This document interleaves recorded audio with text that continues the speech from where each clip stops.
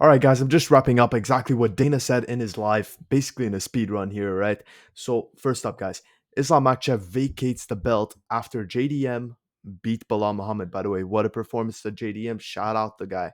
Seriously, getting another Aussie champion. It's beautiful to see. Now, with that happening, obviously the vacant title for lightweight. We're going to see Taporia face Oliveira. Now, the odds just came out for that, and they're a staggering minus 425 to a plus 300. Insane, or the opposite, guys. I can't really remember, but I know the odds are around there, 3 and 4, whatever. Now, other than that, we got Pantoja versus Kai France. Now, this fight, we already knew it was going to happen, guys. It's been confirmed so many times that that is the fight to make at IFW, and we all knew it wasn't going to be our main event because, well, it's flyweight. Not much people are interested, though they do give us the best fights when you think about it. I love that fight.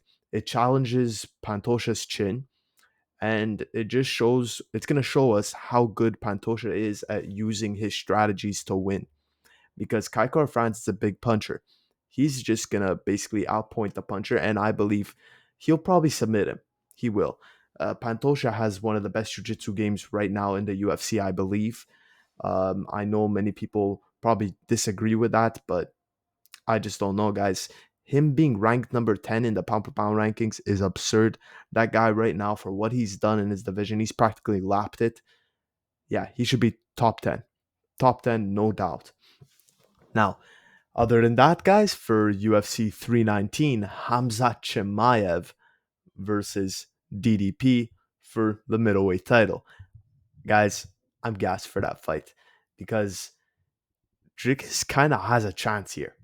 He does. If he makes it out of the first round, Hamzat, that gas tank, it wears down over time. And I believe that Dricus du Plessis has the skill set to beat him in the later rounds. Though here's the thing, guys.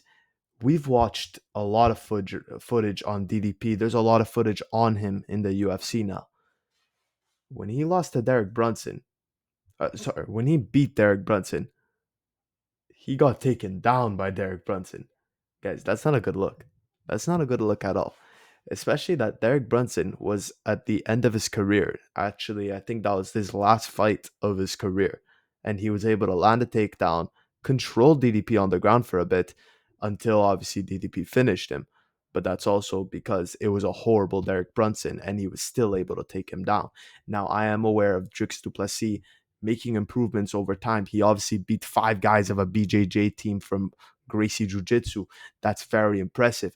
But Hamza Chimaev is like no other fighter in this division or in the UFC in general. There is no fighter that you could replicate in camp, you know. Sorry, there's no fighter in his camp that could replicate Hamza Chimaev, as we know. So I like that fight. I like that fight. Both sides have a reason to win. If you're gonna go bet, I'd say early rounds Chimaev, late rounds du Plessis, but definitely no decision to Chimaev unless he really gets that control time in the first 3 rounds. That it's a dependent because he cannot come in an outburst like in every other fight. He can't. It won't be good for him unless obviously he gets that first round sub, which is likely but very hard to do versus a guy like DDP. This guy has been phenomenal lately, and not even that. This guy has plot armor. It's hard to beat a guy with plot armor. Like it just is. Some other fights that we're gonna see on IFW, we got Renato Moicano versus Dariush rebooked. I love that. I love that. Very good fight. Then, guys, Paulo Costa, he's back versus Roman Kopilov. But guys, always remember Paulo Costa will pull out either 1 or 2 weeks before the fight. If he pulls out 3 weeks, I swear. But still, guys, I think he's gonna pull out because he always does. Like biggest troll in the game. Even though I really want to see that fight because I like Roman Kopilov getting tested. I find he's a very good fighter, and I just want to see it. Obviously, he's no top 5 fighter, but a good top 10 guy between 8 to 10. I think that's where he could stay probably within the division or maybe that 10 to 12 range.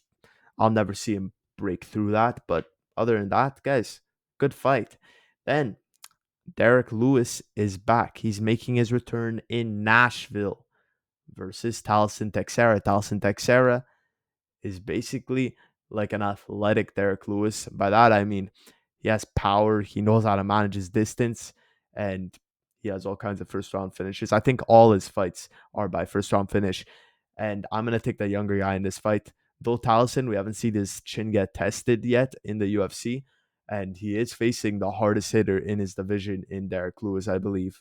Because if Derek lands a shot, yeah. But guys, think about it. Is he really going to land a shot versus a talented guy? We've seen this happen so many times where he's facing a new talent in the division and he doesn't land that shot. He just as of late, he hasn't. I mean, versus Taito Ivasa knocked him out, guys. Do you think Taliesin Texera is worse than Taito Ivasa? From what we've seen, Taliesin Texera is a guy next up in this division. I do believe that. And I got Taliesin Texera by KO in that fight. Though I would love to see Derek Lewis win. I would love it.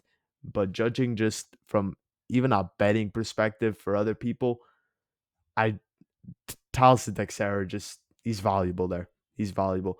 He's probably going to be the high favorite, but there's just value in Taliesin, and I don't see people not picking him.